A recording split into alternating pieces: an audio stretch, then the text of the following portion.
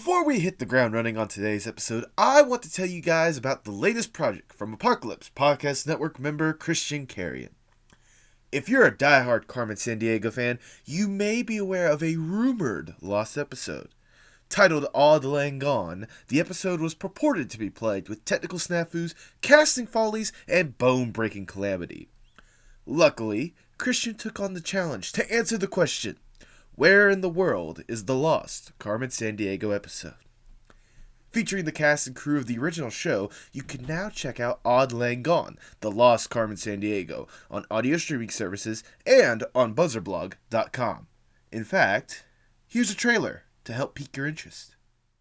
Well, she sneaks around the world from Kiev to Carolina. She's a sticky-fingered filcher from Berlin down to Belize. She'll take you for a ride on a love boat to China. Tell me where in the world? Uh-oh, stop the clock, stop the clock! Somebody get a doctor! Auld Lang Gone, The Lost Carmen Sandiego, Buzzerblog's first audio documentary by me, Christian Carrion, and featuring the original cast and crew of Where in the World is Carmen Sandiego. Premiering October 12th on all major streaming services and at buzzerblog.com.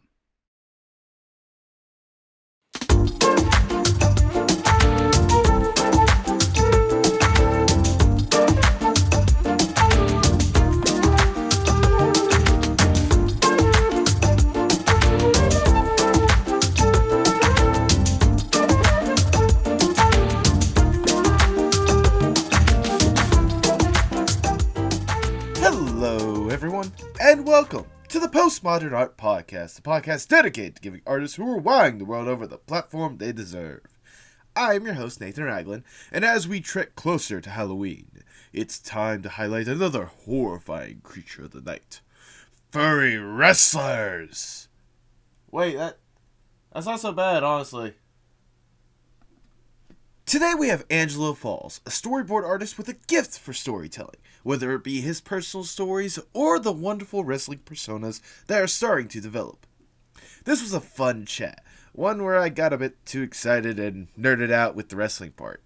I can't help it. Make sure you support him with the links below. If you enjoy the podcast, please consider liking, sharing, subscribing, or commenting your favorite part down below. Or if you're listening on Apple Podcasts, leave a 5-star review. It really helps me out a lot. In fact, you can even go a step further with that by going to the merch store at pmap.creator-spring.com and enjoying some of the wonderful streetwear there. In fact, between now and October 29th, you can use the code PMAP1 at checkout to get an additional 25% off your order.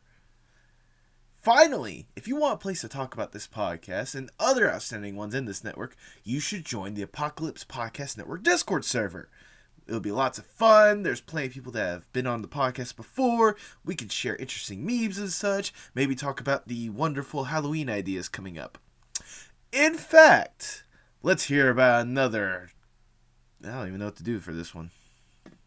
Man, I've used so many adjectives for amazing. I'll just go with that. Let's hear about another amazing podcast in the Apocalypse Podcast Network. Hey kids, it's the Honey Leave It Show. We just want to say thank you. We just passed the 3,000 download mark, which is a big deal for a new podcast, and so we're just really, really grateful. If you've never heard of the Honey Leave It Show, it's a comedy podcast about sex. So if you like laughing and you like sex, you should come and listen to the show. If you don't like to laugh and you don't like to have sex, please don't bother. You won't enjoy it at all. The Honey Leave It Show has new episodes every Friday on Stitcher, SoundCloud, Spotify, and Apple, of course. Looking forward to seeing y'all there. Bye. And now, without further ado, please enjoy the Postmodern Art Podcast. Here we go, Mia. There we go. Oh, we get the video too. Hey. Hello. Hello, how you doing? Doing pretty good. That's good to hear. Yeah. Just it's the afternoon, so it's always like sunny, and then you're just like, okay, that's about it. Yeah, really. Mm-hmm. I mean, And you're up in you're up in New York, so for you it's just like, oh, it's sun. Okay, bye. Around here it's like the sun shall plague you. Right.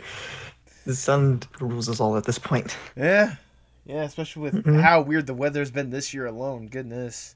Yeah. Remember, like, what was it, months ago when that heat wave just hit everyone? What in the world? Forget about it. We were dying over here. Like, you could see the radiation and shit from the bus and stuff. It's crazy. Good Lord. I mean, I'm glad that it's cooling down a bit, but, you know. Yeah. Lord knows what this is in our future. Anyways, hold on. Is this your first time appearing on a podcast? Yeah, I believe so. Wow, nice. I feel honored. Thank you. And also, like, you know, like, no one's really asked. So I'm like, okay, thank you for asking and getting me on here. You should be really thanking Tipsy for that one. She was the one that led me in your Oh, direction, yes. so yes. Thank you, Tipsy. She is wonderful. She's been, like, basically, like, spamming me with a whole bunch of guests and such. And, like, part of me is like, whoa, hold on. Let me take a deep breath and, like, try to, you know, like, because a lot of the guests that I'm getting, I will be honest, like, I have to do somewhat of a crash course with some of their content. But at the same time, it's not like I'm fully unaware. And that's what I was going to say on the flip side. It's like, thank you for getting me people. For real. Yeah, absolutely. All right, Angela, before we get started, I'm going to start with the ever so important icebreaker question. So let's say, and this is a new one, by the way, or somewhat fairly new. Let's say you are going to a deserted island by your own accords, I must say, and you can only bring one piece of media or one piece of art with you to help you make sure you don't go insane. What would be that one piece that you bring with you to this deserted island? Ooh, that's a toughie. Like a piece of artwork or a medium. Yeah, well, I mean, whatever you think like will help you sort of make sure, again, you don't go insane on this deserted island because it's just you there. Okay, my 600-page sketchbook and 2 pens. That's it. Okay. Any particular reason? Just kind of how well you kind of connect with your own art, I guess. Yeah, I can pretty much survive on anything at this point. Like, if I were to be visiting my grandparents' house back in the island, I didn't have any paper or pen, so I improvised and wet some dirt, and I used that as mud to paint on the walls. Oh wow! Clean it after later. Yeah. If only you had brought a camera with you in order to take the photos of it to remember for long periods of time. I did take a photo of it, but I can't find it. It's so... The heartbreak. I could hear it from it's here. It's one upgrade. Yes. I had like multiple, like I like mud painted this whole like wolf there on the wall, and I was like, so good. I think I was like 12 or 14 when I did that, but still. Okay. No, it was good. I miss it. I can imagine. That does sound cool. Nevertheless, I wish you had those photos, man, because I can only imagine how, like, even at like 12 or 14, like the amount of creativity you must have had just to go with like that to resort to art more than anything else. Like that's something else. That's that's a gift, I guess. If it ain't napkins, it's mud. Exactly. So. But your sketchbook, that's the one thing you're bringing with you. Yes. All right, then. With that, I can't think of a better way to start the Postmodern Art Podcast. Welcome, everyone. I'm your host, Nathan Ragland. Feel free to subscribe or follow whatever streaming platform you prefer. I'm a part of the Apocalypse Podcast Network. Go to apocalypsepodcastnetwork.com for more about this podcast and other outstanding ones in the network. And follow us on Twitter and Instagram at PostmodArtPod for future updates and guest announcements, including today's guest. He is a New York-based storyboard artist who's worked among the likes of Moko Productions and Illimation, plus the father of 2 lovely dogs, as we can hear in the background. Welcome to the podcast, Angelo Falls! Hello. How are you doing on this day? I'm doing fairly well. You know, dogs barking in the background as usual. This is the afternoon routine. They're just rooting for you. Let's just be honest at this point. Or barking at the mailman. Who knows? Mail person. they're rooting they're rooting for someone one way or another. But before we divulge too much into your dogs, let's go back just a little bit. I want to know the origin stories of Angelo. What got you interested in art in the first place? It all started back in 2004. There I was as a 4-year-old, just minding my business, watching TV. Tarzan comes on TV, and I was like, hey, that looks nice. I started acting like Tarzan, yada yada. But then eventually, I saw like a little interview about like how they made the movie, and I was like, oh shoot, that's cool. You can do that. You can do that as a job. Yeah. I was like, oh okay. I started drawing in my sketchbook a lot, and like not a sketchbook. I had a composition notebook precisely. Oh, there we go. And I just had a pen, paper, and I just started drawing from there. But mostly I drew dogs and like a lot of the gorillas and stuff. But Tarzan was like the movie that pushed me and like, you know, had me know about certain art things, you know, specifically animation. Oh yeah. I originally wanted to be an animator. I mean, I can only imagine, especially with Tarzan as like a great inspiration, because at that point they weren't like full on. They were still doing like the pencil animation, if I remember correctly. So I mean, having that as like a foundation more than anything else for what eventually, you know, grew to what you got going right now. Yeah. At what point in particular did it go from just like a love for this kind of stuff and like loving the animation that you're seeing to a passion and then making it your career? I want to say like around 12. Like around 12, maybe, you know, like 9, I had a good feeling like I wanted to do this, but I didn't know where to start. But it was like around maybe 12 that I just, okay, originally I was drawing anime at this time too. Okay. So big fan of Dragon Ball and all this, and Wolf's Rain, shit like that. And eventually by 12, I was like, I have to take this seriously. And so sadly, I stopped drawing the anime for a bit just to get back on track with my fundamentals. And eventually I'm like, all right, I'm getting better at my art. Maybe let me delve into animation a little bit more now. I don't know how to animate. I should learn. And it went fairly well, but not that well. Then that's when 2014 came around and Steven Universe just poofed into existence. There you go. Sadly. I am the stereotype. Everyone wants to be storyboarders because Steven Universe. Yes, and what about it?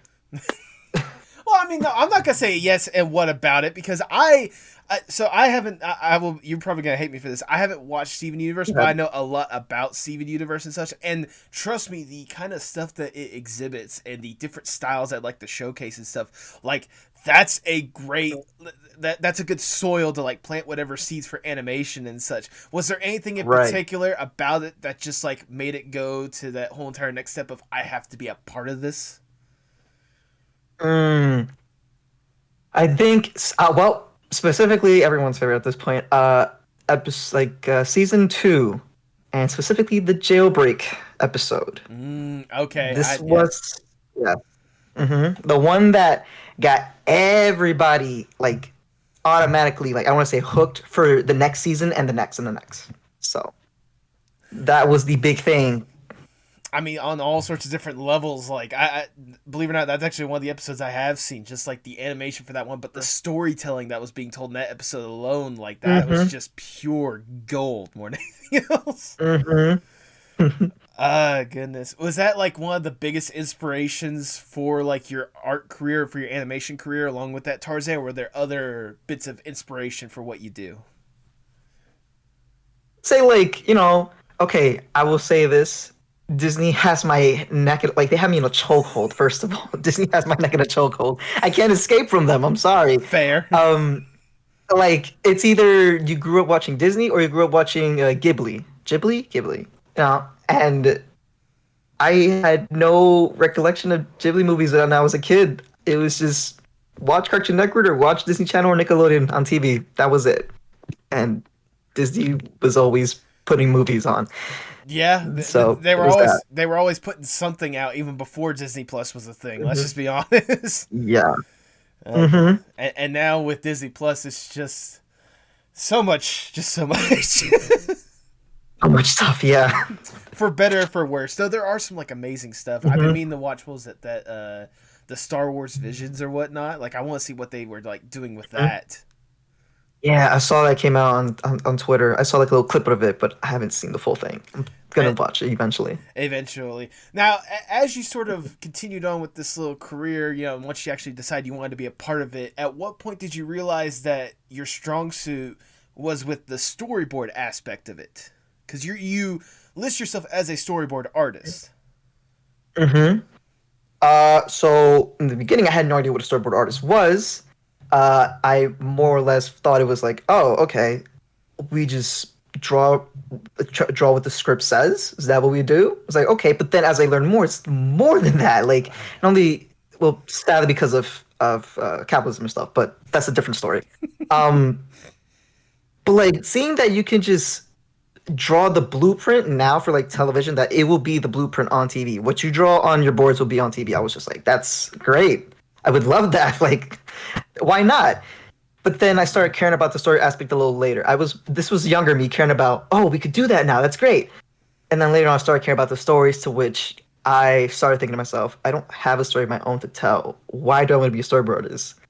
So then, which I drew some new OCs, and I started caring for them a lot. And eventually, I'm like, oh, I have a thing now. My wrestlers. I have a thing for the future if I ever want to make a story about that.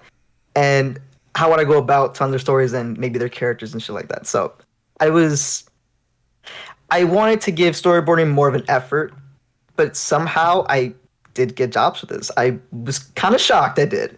I mean, I imagine anyone starting out, like they had to have like at least that initial shock of, wow, I'm actually considered good enough to do this, or I'm considered talented enough to do this. Like, good Lord.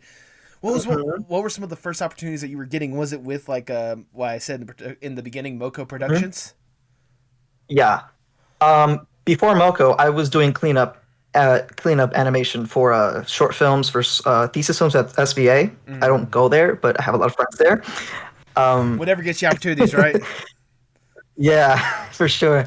I actually got declined twice by SVA, but that's besides the point. Wow.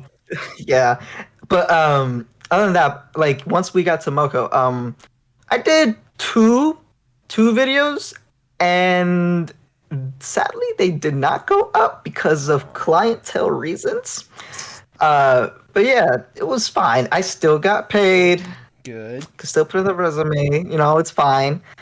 And then with Illumation, I was shocked that I even got that too. I just one day a friend asked if they were looking for storyboard artists, and I was like, okay, I'll apply. Sure, why not? Send in, and my friend got me the job eventually. I mean, that's incredible, nevertheless, because Illumation is like one of the, I guess, leading names when it comes to like story time out. YouTube. Were you aware of their stuff before you applied for the job, or?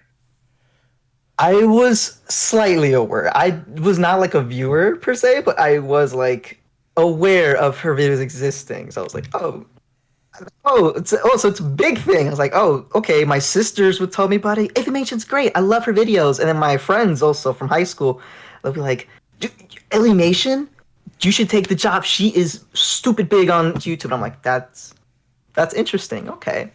I mean, I guess I'll give it a shot. I imagine if nothing else, with Moko, with Illy, like these are good experiences that you get to have put on your resume, and just good learning experiences, nevertheless. How would you describe more or less your storyboard artist journey at this point? Like, is it going the way you kind of anticipated, or has it been like truly something else since you stepped into that world? It's a little bit of both. Okay. Like, I don't expect to get like a lot of jobs. Just give it to me just because I have a portfolio, I feel like there's a lot that I still need to learn. I still feel like I'm a beginner per se. Lots of the times I know what I'm doing with my boards, but sometimes I don't know what I'm doing. So I kind of like overthink things. I feel like I could be at a place a little bit higher than what I anticipated, but it's a progress, especially with this pandemic thing. It's kind of like hindering a lot. So trust me, this podcast is more or less a product of the pandemic, if I do say so myself. Yeah. So I can fully attest whenever I say, good Lord, this pandemic has really shown some different faces and opportunities than anyone anticipated. Good Lord. But I mean, so much. but I imagine, like, on top of all these opportunities, working with Mhm. people maybe as big as Illymation, it's also like some of the smaller stuff that I imagine you also get some good learning experiences. One of the ones that I noticed was for a animated pilot called The Figments. Correct me if I'm wrong on that one. Yes, the Figment. How, It's a small thing. Yeah. I was gonna say, how did this opportunity even come to you in the first place? Because I got a chance to look at the pilot because it's up on YouTube somewhere, but like, good lord, like the it's a unique story nevertheless. I mean, I'm just wondering how you even heard of it in the first place. So I just scrolling on Twitter one day, and I see that a friend of mine was also a writer of the Figments. So I was like, oh, okay, they're doing this thing. I wasn't going to apply at first because I was waiting on this other job that I was with them to get back at me. They didn't get it. So I was like, all right, fine, Figments. Let's do something. Let's do something to as practice for yourself, but also it would be probably pretty fun to do. Yeah. The characters look nice, so might as well. And I applied, and a week later, I got the job.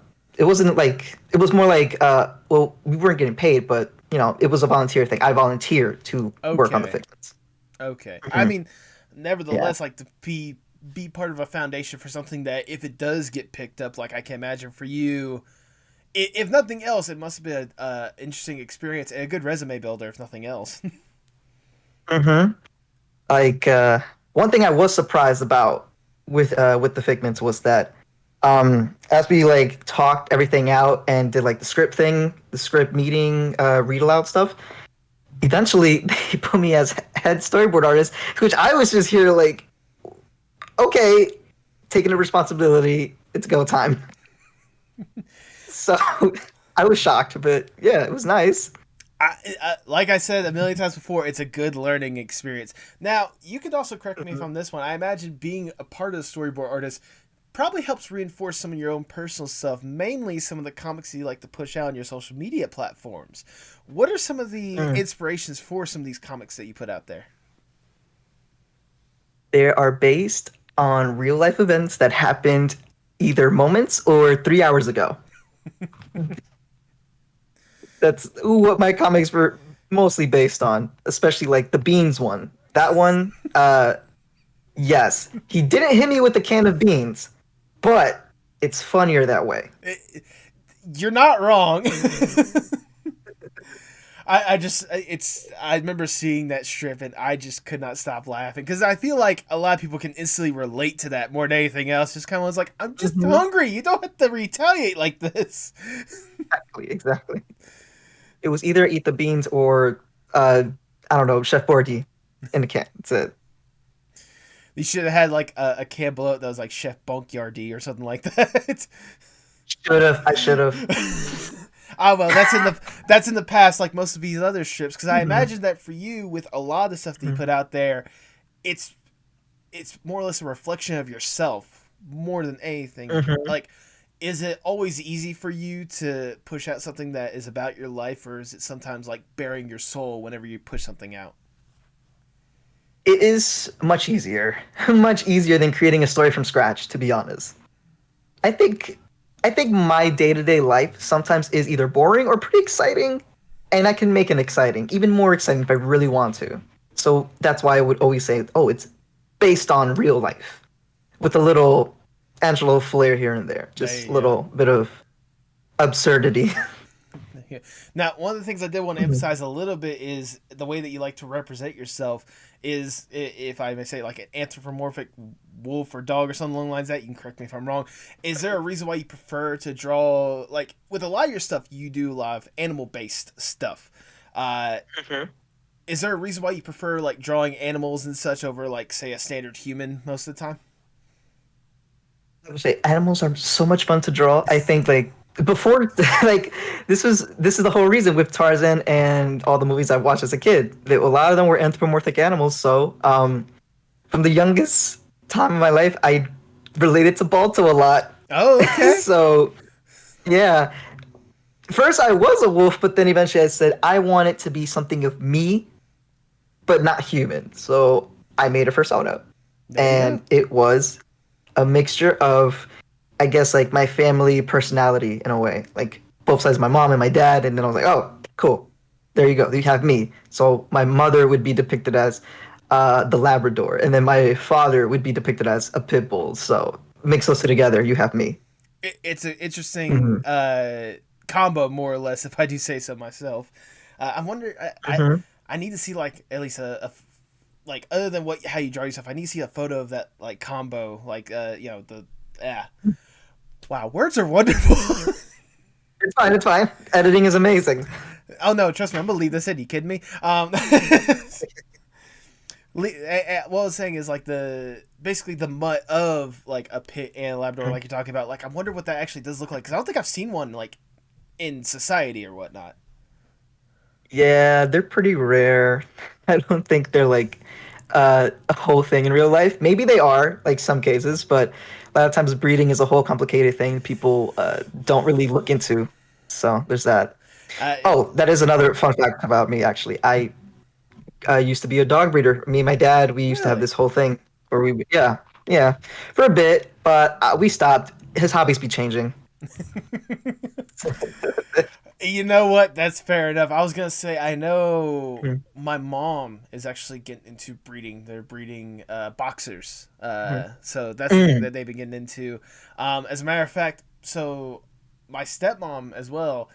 We recently got a dog like a good couple months back. That's a purebred boxer, but we got it cheaper because they had a clef like right here, something along the lines of that. So, I mean, cutest dog, little demon, but the cutest dog ever. Yes.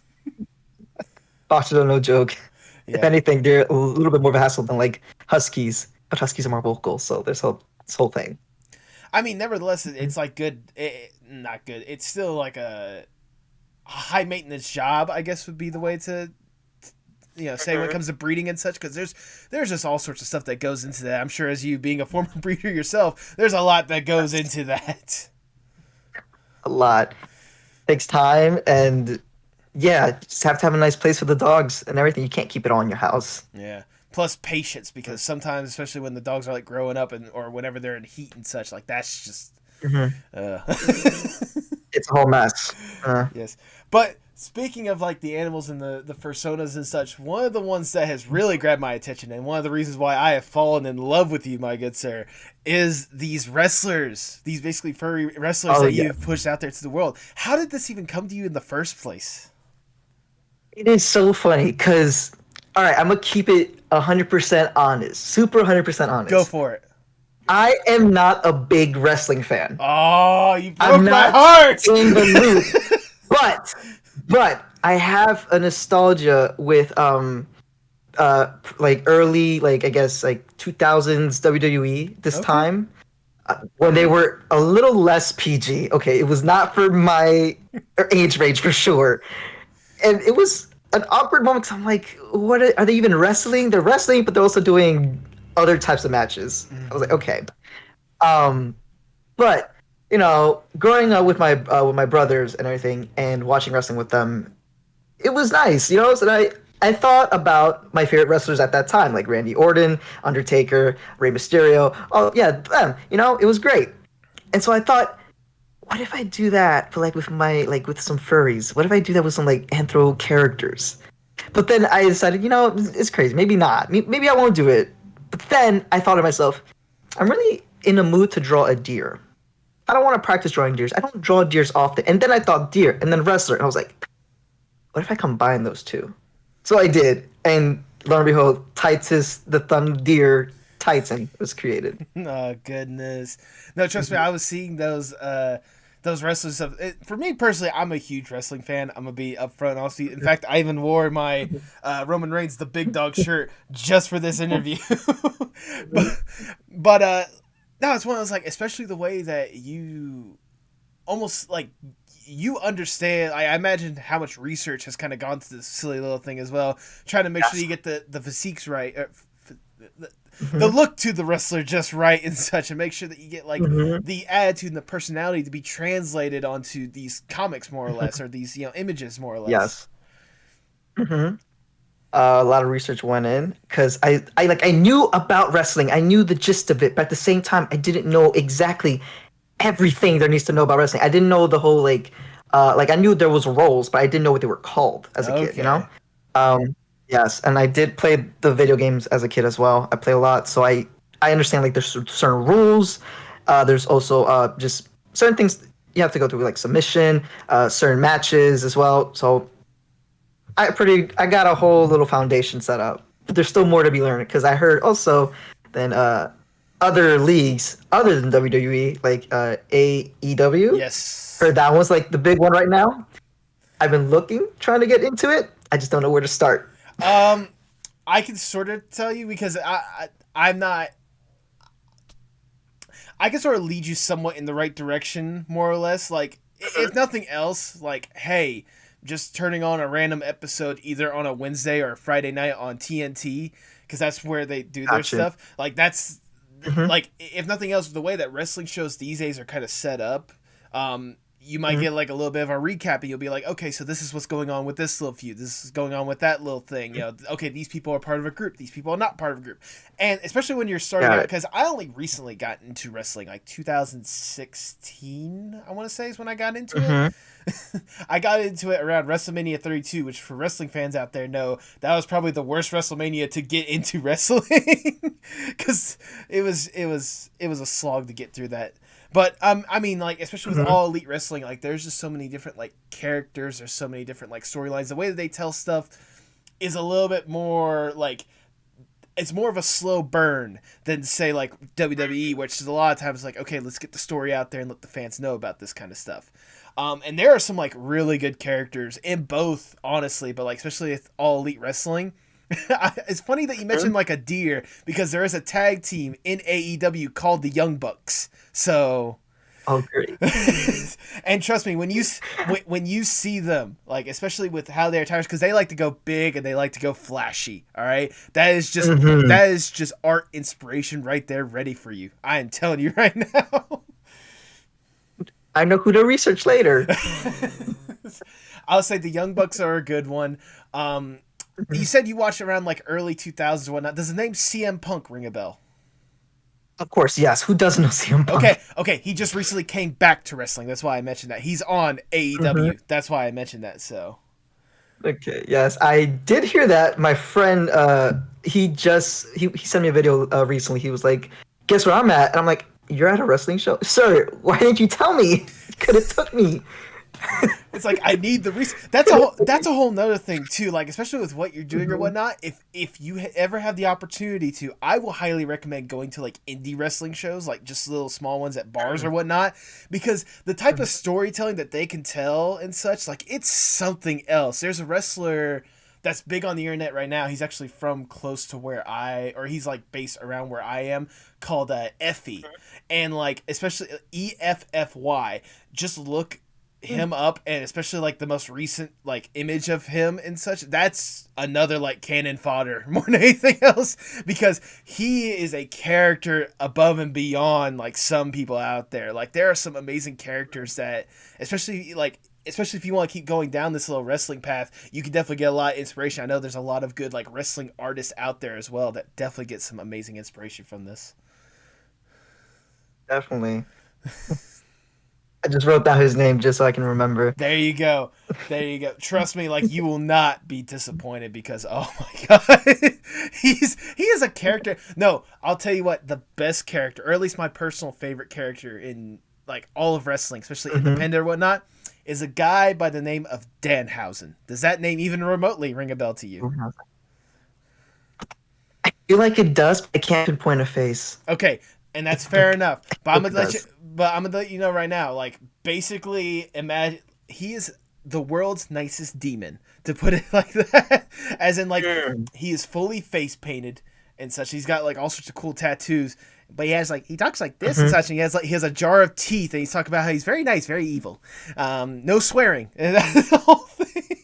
Oh, that's a commitment. It is a commitment. So, like, trust me, especially once you see Effie, you'll eventually see Danhausen, but trust me, like, there are some amazing characters, not just what they put on TV, but on the independents as well, that once you take the time, especially if you want to go forward with this wrestling stuff, like, once you take, like, even, like, 15 minutes to commit yourself, you'll be like, good Lord, what did I get myself into? it'll be worth it because it's honestly better than the route that I was originally gonna go with at one point. There was a time where I literally was looking up wrestling schools. You like, would it be crazy to enroll yourself in that just to get a first-hand experience of what it's like? That's not as crazy as it sounds, honestly. It's a lot of commitment, I will tell you that much, because I have a friend of mine, Jay Brinson, who's actually appeared on the podcast for a separate interview that I did before. Like, he's currently trying to be a wrestler. He's taking, like, the wrestling schools and such. And, like, I can tell you right now, like, wrestling school is definitely something to where you definitely understand a lot of the insider stuff and a lot of the lingo or whatnot. But again, it's a full-on commitment. You can't just do it just to be like, hey, I want to learn about wrestling. Like, there are other sources. Yeah. For it, but it'd be a good experience more than anything else. I would say it was supposedly like as research for, let's say, my character Lynx. They're the up and coming rookie, so that's what they are. It's the rookie in the league. So I kind of wanted to give some backstory, maybe like of how it was when they were first practicing and in wrestling school. So it ties in together. I mean, I know there are occasionally some people do like I think no, I'm not gonna say that. Well, I mean, I think there might be like free classes here and there and such, but even then, like that's once in a blue moon. But even then, like some people will do like online seminars and all that kind of stuff. And if nothing else, like I said, especially with the community of wrestlers that are out there, good lord, you can find something. You can definitely find something. I'll be sure to be on the lookout for that. Yeah. What was just in case? There's WWE actually used to have their own like series to where they would showcase like wrestlers trying to get into the business more or less called Tough Enough. Yeah. I do remember watching a couple clips of that. Well, there you go, and that's a good like. That's like obviously the next step up when some of these people have already like spent some time on the independents and such, like learning some of the basic stuff. That's definitely a step up. But there are also times where you get people that are literally done with like sports, whether it be wrestling in the Olympics or football, basketball, all sorts of different kind of stuff, and they go to WWE. There's a wrestler right now who's a former center for I think like Baylor or something along the lines of that. Dude is 7'3". Okay. 7'3". And the guy, damn. Yes, and the guy is already a former WWE Raw Tag Team Champion. The guy's name is Omos, Omos. And by God, he is. You're writing that one down too. I'm writing that down too. I'm sorry. I'm sorry if I'm like super duper like nerding out at this stuff. But I am passionate. No, it's fine. It's fine. If nothing else, I hope I'm helping you out. You were giving me a lot. Actually, you're helping me a lot. And trust me, I am always a message away if you really want to know some more stuff. Because trust me, man, like that, especially if you do want to go forward with this wrestling stuff, there is a whole entire world that is like, it's insane. It gets hectic at times. It gets frustrating at times. But at the end of the day, like, it should be fun. It is, yeah. Yeah. That's how I'm trying to keep it. Like, because originally I was at the mix of would I want this to be very, would I want it to be like funny and comedic, or would I want it to be, a bit more serious, and maybe there would be some type of gore, but not a lot of gore, But I was like, no, wrestling's not about the gore. It's about the storylines, but also, the performance, you could say, Honestly, it's about that. You perfectly described it. It's just kind of an all-around experience for whoever wants to take it in. Some people call it, people say it's fake, and people will say that it's a soap opera and such, and they're not wrong. But at the same time, like, just because it's fake doesn't mean that there's not a sense of legitimate, like, passion and love for it at the end of the day. Right. Because this stuff is hard. Especially having to sell your reactions to the audience as well. Like, your reaction to getting hit, everything. But also, people seem to forget that some of these stunts are actually real. Oh, yeah. They're real stunts. They think that they'd be like, oh, this is fake. Sure, maybe like the punch to, a slap or two maybe is fake. But these stunts performed at the ring, it is completely real. Well, I mean, you could also think of it like this, like especially if you're like watching a movie or whatnot. Like, yeah, the story may be fake or whatnot, but some of those stunts that the people have to do, those are legit stuff that can break bones and Yes. break tear ligaments. People have been paralyzed from it. People have died from it. Like, and this is speaking with wrestling too. People have died from wrestling. Like, Yes. It's like, yes, it is fake, but it's not like a punch to someone is still gonna hurt no matter whether or not it's real or fake. Right. Right. So there we go. Man, I love going down on that tangent. Well, I mean, We'll talk about it sometime. Who knows? Is there a favorite character that you've developed so far with these wrestling personas? Oh, okay. So out of all the characters so far, I have put the newer ones, but I'm still developing the twin otter ones. Those like the tag team duo. I'm still developing them. Personally, I have a type. I like the quote unquote bad boy of the group all the time. So Ray is a favorite of mine. But like Tyrus has a lot that I put into, that's very much protagonist. He's like, protagonist face, this and that. But Ray has something that I really want to push forward. I can't say yet because it's all writing. Right. You have to wait. But just Ray in general. I think with Ray is the fact that heels are more fun to write. Oh yes. It just is what it is. Heels are more fun to write. Face, you can always write a face, and you can always make sure they have good morals, this and that, and you can always turn the face just a little bit to her heel, but I'm trying to stay on track. I'm not trying to have too many heels. Oh no, so there's that whole thing. What you're talking about right there is something that WWE struggles with at times, because at this point it seems like they have way too many heels in WWE. Yes. Not enough faces. Exactly. And don't get me wrong, like it's great, especially whenever you get like the the successful story of like the baby face eventually like coming through and beating all these heels, but there's got to be a variety, because if it's just the same person beating everyone, it makes if it's the same person beating everyone, that just makes everyone look bad at the end. Right. So there you go. It's got to be consistent. Exactly, consistency. And I mean, especially with this being kind of the I'm not gonna say the new flavor, because obviously like you've put a lot of time and dedication to this already. Like, where do you hope to see this new little venture that you've started? Kind of hoping it like this does become the project of mine that does get somewhere. I'm not hoping for it to be a show or anything like that, because animation industry right now is at a But personally, if it were a thing, if it was a thing I were to develop indie, I would do it.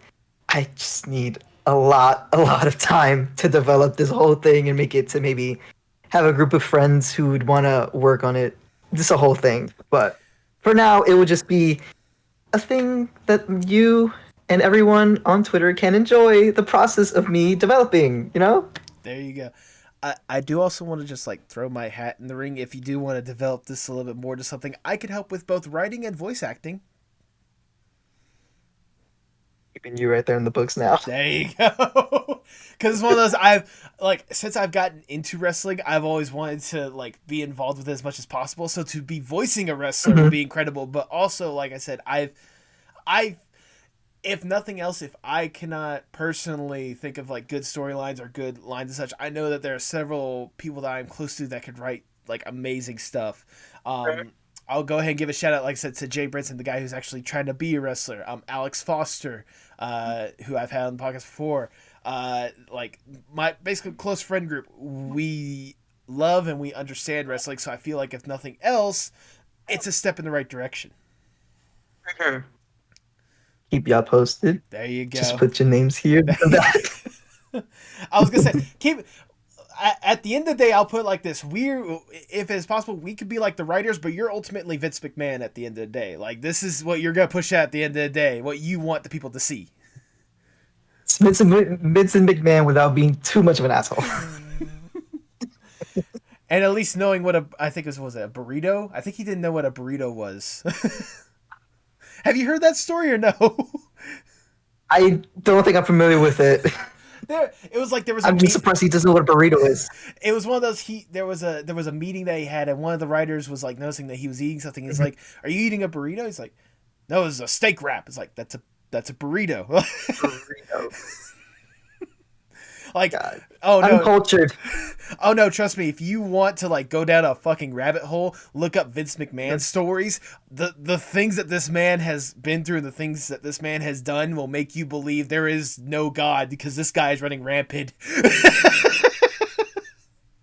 I believe it. I believe it. Now, I do want to take a little deep breath and step back from the wrestling thing real quickly, because otherwise I'm going to go way too much more into this stuff. But I want to say, like, even with this kind of, with the characters that you've been pushing out, whether it be your own personal comics or whether it be, like, the new wrestling characters and such, another thing that is very present in your stuff is, like, representation in one aspect for another. Yes. How important is it for you to have that in your comics and in your art? I personally, like, I try not to be too big on representation, but I do want it to be a thing where it's casual. It's not like a thing that's pushed upon, but because a lot of people, they have their opinions all the time. They'll say a casual representation is pushed upon, or they'll say a pushed upon representation is representation. You know, it's a whole thing. And I just want to make sure mine is as casual and represents, like, you know, people I associate myself with a lot, you know? So, especially trans mass representation is very important to me. Yeah. I was going to say, because we don't have a lot. Exactly. I was going to say, if nothing else, like, you don't want to push it out there just to say, hey, it's here, it's part of my art. No, you're pushing out there's like, this is this person. They're trans mac. They also like this. They dislike this. Like, it's a part of their character at the end of the day. But it's not the defining thing of their character. Exactly. Yeah. There was points where they'd be like, would this be like a very trans heavy story? And it's like, not really. Like, you're gonna see like things that trans person can relate to within a character, but you're not gonna have it be like a big like an arc of their story, you know? But if I were to do it, it would take a lot of like time and writing to like really make sure everything is in order, because there's a lot that goes into it. But I also don't want to make it seem like it is just a mixed mash of many people's experience. I kind of want to have it, because the only experience I know is myself. That's the only experience I know. Because me as a trans man, there's only certain things I can relate to and certain things I cannot relate to. Right. So not everybody's going to relate to my experience, but there are some things that they can relate to. Exactly. So at the end of the day, especially with this art that you're pushing out, and you can correct me if I'm just putting words in your mouth, but you're making this. You're basically just putting yourself out there, and if people relate to that, that just tells how small the world is at the end of the day, honestly. It's like, because not only trans mass representation, but also bisexuality as well. Bisexuality, and also, I guess, for Lynx, it's more non-binary, but still part of trans representation, because, you know, people still think non-binary is women light, but it's not, because non-binary is literally just non-binary. There's no women, no man. Yes, there's some people who are non-binary men, non-binary women, but for Lynx is an experience. That's why their name is Lynx, actually. I was gonna say, like, for Lynx, it's like, are you a man or are you a woman? I'm just a wrestler. Yes, just a wrestler. I did have a character before this whole wrestling thing, where I was gonna go like more of an MMA route at one point. Yes, yeah, I have a character who is agender, and a lot of people, they still consider him to be male. He uses he/they pronouns just because he's more comfortable with those two. Right. But he is, like, you know, just a fighter. He's just a fighter. Yes, he's anthropomorphic, but he just wants to be looked as a fighter. And, you know, there's a writing that I could have gone with, but I put him on hold for now. Put them on hold. Right. I mean, it's one of those, especially if you're going to be creating basically a whole entire wrestling world. Trust me, there are times to introduce that character. Yes. Who's to say that character won't go from MMA to wrestling? Who's to say? Ooh. Who's to say? Maybe the universe connected. I mean, it's happened before. Look at Ronda Rousey. I mean... Yes. Or Bobby Lashley as well. Yeah, Bobby Lashley. Bobby Lashley. And I guess technically Brock Lesnar, but he's kind of gone from wrestling to football to MMA to wrestling Yes. to MMA to wrestling. He doesn't know what he wants to do right now. He's trying to become relevant as much as possible. Good lord, Brock Lesnar's something else. Let's just be honest. Like he's not. It doesn't matter whether he's male or female. He is not human. That's the first and foremost. Yeah, that's a whole step.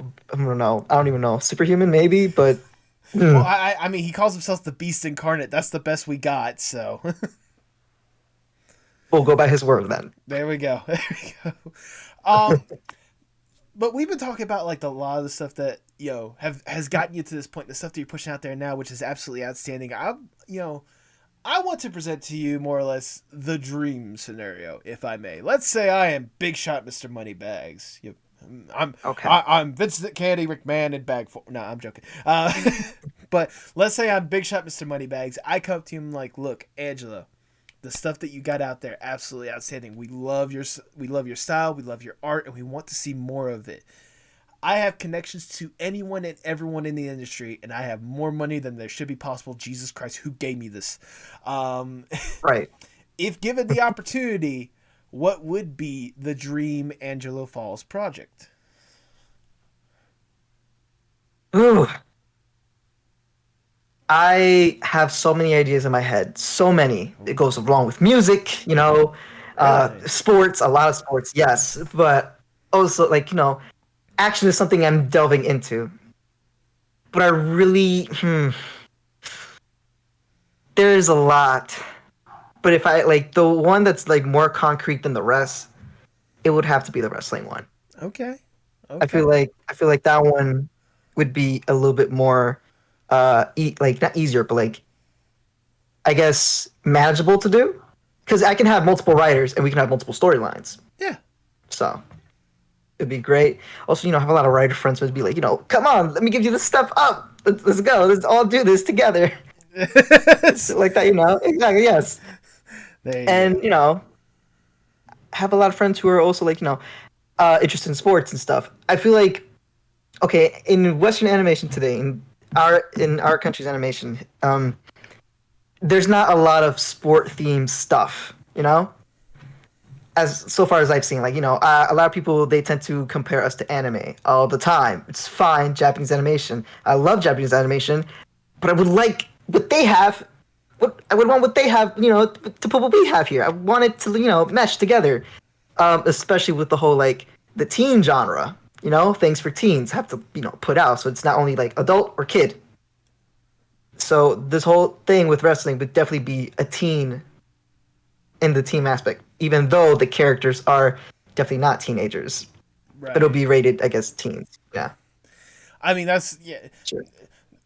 That's basically what WWE does anyway. It's one of those like, it's not like they have kids wrestling to cater to the kids to get them to buy this. Right. Right. Goodness. It's just to build a good role model. I do want to say, I forgot to mention this before. If you want to see an example of like wrestling in animation, there was a Japanese anime that was based on a real life wrestler called Tiger Mask. Oh yeah, I heard of it. Yeah. Yeah, it's one of those like he had like a full on anime, and like I think he even had like a revival one like a few years back or something along the lines of that. Like that's a whole nother thing. But yeah, like getting an opportunity to like see that in like a concrete form, like a legit form, especially in like a series or something like that, that would be like fun more than anything else. Yeah, for sure. Especially because think of like the things that we can do. Oh yeah, the different storylines, the different like backstage antics, possibly like that would just be, especially if we can get like a legit like animation budget for some of those sequences that they do in wrestling. Oh, that would be gorgeous. It was going to be like a mixture of action, but also there'll be comedy, in the side. Well, my friend gave me the idea, was like, why not give it a bit of total drama flair to it? I was like, what do you mean? He says, what if, they go backstage, they're talking, like, they'll be talking on the ring, whatever, fighting, and then on next, it'll cut to them backstage talking, like in a kind of confessional. And like, I'll still beat his ass on the ring, though. Like, I was going to say, if you want to delve more into that total drama style when it comes to wrestling, NXT, which is kind of more or less like the breeding ground for some of the big league WWE wrestlers. When it started off as basically like a game show for these wrestlers to try to like showcase, can you be in the WWE?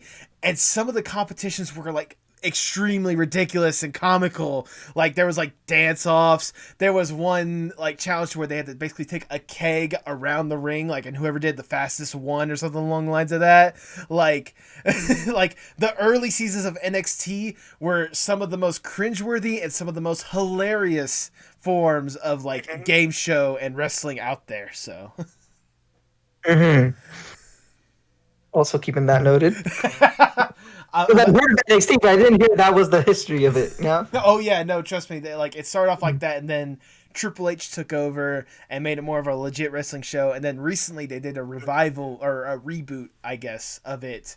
I was gonna say when it comes to NXT, the most hilarious is gonna be season 3 of NXT because it's like the worst. Give me the trashiness. I love it. Give me the worst stuff ever. Cringe stuff I love. There you go. Although, what was it? There was a competition. It was like I don't know if it was a rap battle. It was like a diss thing or something. Like they basically like diss the other wrestler or whatnot. Like cut a promo dissing them and like, or they had like it was a joke competition. No, I forget what exactly it was. But like one of the wrestlers said like a joke that's like super dark but super fucking hilarious that you would not expect. So yeah, but. Let's get down from the dream scenario, sadly. Let's get back down to reality. And I'll ask the ever so generic question. Where do you hope to see yourself 5 to 10 years from now? Possibly working, like, in a studio, possibly. And, trying to build up my credentials, honestly. I want to get as much experience as I can in the animation industry because it's still very small at the moment. I act like I know everything, but I don't. I'm still a learning person just like everyone else. I mean, but you're still young in this industry, so. Like, there are people who are 2 years older than me and are in, like, director roles. That's crazy, and I love them for that. They are going places a lot, for sure. Absolutely. But I know my limit, I know my pace, and I'm taking, my pace pretty well. Just gonna go about my things. There's a whole thing that goes into it, and like having to move, that's another thing, but I don't want to move to Cali. I very much love New York. It is my home. I've lived here since I was born. I don't blame you. I don't blame you. There should be more opportunities on the East Coast just as a whole, not just with New York, but as a East Coast as a whole when it comes to animation and such. Because everything being over there in California is it's just a headache at the end of the day. Yeah, a lot of the times people forget animation. Kind of like, I want to say like it started in Cali, but like it got its boom in Cali. But if we want to go back in time, it started kind of right here in the East Coast, near or in New York. Yeah. Just kind of want to put it out there. It started here. I mean, even for American animation. Right. I mean, even if, not even just that, you got to realize, like, especially if everything's, like, in Cali, most of the animators, like, especially the ones that are, like, raised in Cali, all they're going to know is Cali, and that's going to be the thing that's pushed out to the rest of the world. Meanwhile, if you at least have, like, the different coasts, like, the different variety and the different backstories that some of these animators can bring to a project and such, can make some truly unique animation at the end of the day. For sure. For sure. And, yeah. No, go ahead. I was going to move on unless you had something else to say. No, I'm good. Okay. With all these things that we're talking about, I just have one last question that I want to ask you. Obviously, like, you're deeply entrenched when it comes to art in so many different aspects, whether it be for what you're doing for your career or the way for you to, like, truly express yourself and showcase what you love. How important is art, not just for you, but for the world as a whole? You got to be entertained somehow. There's something out there that's got to entertain you. Art's not just going to leave. The minute art leaves, how boring would this world be? Can't do anything. There you go. We literally run your whole entertainment pool and everything. Without art, there would be no video games. Without art, there would be no movies, no shows, nothing. not even clothes at this point. Well, clothes is more of like, still fashion, but still art, I mean, there's still some art instituted in one aspect for another way it comes to that, but yeah. Yeah, but entertainment specifically. Without art, what is there to be entertained about? I can't think of a better way to word it myself. With that, that's all the questions that I have for you. I've showered you with a bunch of praise, but I'm gonna shower you with more because it's my podcast. I do what I want. Angelo, I've really fallen in love with the art that you've been pushing out there, especially as of late. I know that for me, the wrestling one was the one that really got me hooked onto you. But even then, looking through your back catalog and seeing some of the stuff, whether it be something as ridiculous as a can of beans being thrown at your head, or something that's serious and personal, talking about how you feel and how you want to be represented and how entertainment should be represented as a whole.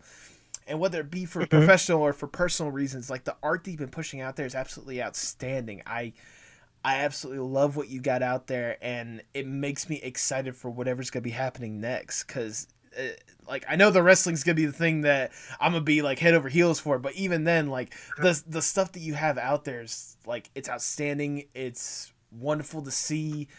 And it's relatable, which is something that I think a lot of people will truly grasp onto. And I know it's, it may not be a whole lot right now, but I'm hoping that a whole lot of people definitely catch wind of what you're doing and root for you every single step of the way, like I'm going to be no matter what. So thank you for what you do, and thank you for your time. Thank you so much. No, thank you for your time as well. This was really fun to do as well. Hey, I mean, I appreciate Talking it. to you and everything. And I've said it before, I'm a message away if you, need help with some of your stuff, especially the wrestling thing. Please keep me up to tabs. I want to help as much as I can. I got you. I got you on Discord already. So it's perfect. There you go. Now, for those who may not already know for one reason or another, go ahead and plug yourself for the people at home. Okay. Angelo Falls. You can find me on almost any social media. I'm on Twitter. I'm on Tumblr. I'm on Instagram. But, stay with more Twitter. I'm more active on Twitter, 24/7. It's crazy. I'm also on DeviantArt, but, don't really go there much. Just, if you got me on Twitter or Tumblr, you're good. There you go. Also, you have a website if people maybe want to see some of your previous work or maybe see your resume. Oh, previous work and resume. AngeloFalls.weebly.com. It's also on my Twitter bio, just in case. If nothing else, I'll be sure to link all that stuff below, so I got you covered. Thank you. Thank you. No problem. Do you have any final words before we sign off? Oh, yes. Support people who do art. Support people who work in animation. Support people who work in film and TV. We have a whole thing going on for those people who are in the union and not a union. Try and get better working conditions and better pay. Yeah. There we go. That's my plug for tonight. And it should be a good plug because the people that are working in this industry deserve all the love and support they get, because without them, there wouldn't be an industry. I'll send you a link about it. You can plug that down as well. Thank you. But with that, all I have left to say is for the people at home, hasta luego, mi amigos. Tell me what's wrong, tell me it's parts in motion. Sing me a song, tell me your eyes can open. Show me it all, pick me up in the car you drove when you used to call. Show me it all. Thanks for listening to the Apocalypse Podcast Network. For more great podcasts, go to apocalypsepodcastnetwork.com. And remember, every time you support one of our sponsors, you're supporting the podcast you just heard.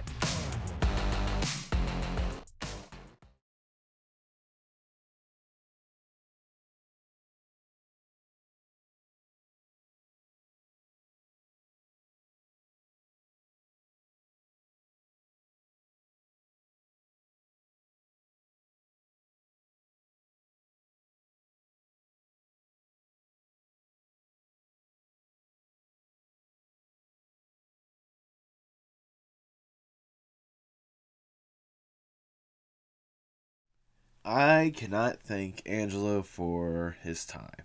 This was a fun conversation. I know I don't really indulge that much into wrestling on this podcast because it's an art podcast, and more than anything else, I want to make sure that I highlight the artists themselves. But wrestling always has like a soft spot in my heart. That's why I was like really excited, especially as I did more research on Angelo. I mean, I knew about Angelo before our meeting. I had seen him here and there, but like getting the chance to see those wrestling personas, it's just it's great. I want to bring more wrestlers on this podcast because I believe wrestling as a whole is an amazing art form. I brought on a wrestler a while ago, Edith Surreal, wonderful person. I would love to have her back on a million times over. And I'd love to bring on just like more wrestlers as a whole, because like especially when you get down to like the nitty gritty of it and like the storytelling that they tell, the presentation that they like to express, just so many different aspects of it is beautiful, especially when it's done correctly. I've said before, maybe on social media, like some of the top ones I'd love to have: Effie, which I mentioned in this podcast, Danhausen, who I also mentioned in this podcast. Like those two right off the bat, like those two, Warhorse, and maybe a few others here and there. They are like the definition of independent wrestling right now. They are the definitive images of independent wrestling. And I would love to have like their perspective on wrestling. But you know, a guy can dream. I'm not saying you guys go out there and spam a million different messages to these wrestlers. Seriously, don't. Like that's not necessary. You know, they have lives, they got their own things they need to focus on. They don't need a bunch of random people being like, you should appear on this thing. No, they don't. they'll come if they're interested at some point. Yeah. I mean, if there's anyone out there that can give me a hookup with like some fairly big name independent wrestlers, I am more than happy to take them on. I mean, that's the thing I'd like from you guys. If there's any artists out there that you guys personally think deserves just even an hour of time on here, let me know. I want to make this as much of a community thing as possible. You know, there's only so much that I can expose myself to, and there's only so much that Tipsy can expose herself to. But if you guys are coming together and like letting me know, hey, check out this cool person, check out that cool person, that would be so amazing and wonderful. I mean, you can do that whether you message me on Twitter, Instagram, though I never use it. I need to get back to using that. Join the Apocalypse Podcast Network Discord server. Seriously. Like, you know, I joined that network to try to help promote that so that I can prove my worth to the network. I mean, especially the Apocalypse Podcast Network. The podcasts in there are absolutely top-notch and phenomenal. They're podcasts that I constantly listen to. I mean, I didn't join it just so I could say I'm in a podcast network. If I really wanted to do that, I would have started up my own and just say, oh yeah, I am in the Postmodern Art Podcast Network. Like, no. I genuinely love the podcasts that I'm alongside with, and I really do hope we get more opportunities to collab with each other. Because I know with the few instances that I've had with some of them, it's been absolutely fun. You know, Stranger Than Christian was a dream come true to be on his podcast. Robots vs. Dinosaurs was a fun opportunity. For any of the other networks or any other podcasts out there, I'm officially calling you guys out because I want to appear on your guys' podcast. Adamant, Spark Parade. I mean, come on. I got the perfect one. Class of 3000. Or maybe we can talk about Igor or Flower Boy or something. I love what you're doing, considering the fact that you're highlighting artists by having them talk about their inspiration. I love that. I can't get enough of that. Hot Goss. Look, I might be trash with my comedy, but I love the facts.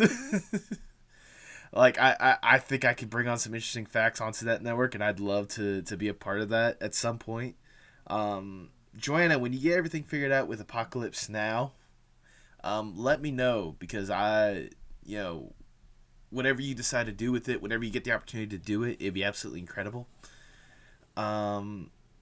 Whispering Hunties. Look, I know next to nothing, like absolutely nothing about RuPaul, but I also will say that I appreciate what they do, and I recognize that there is an art form on there, especially when it comes to basically transforming themselves, and that's something I'd love to discuss.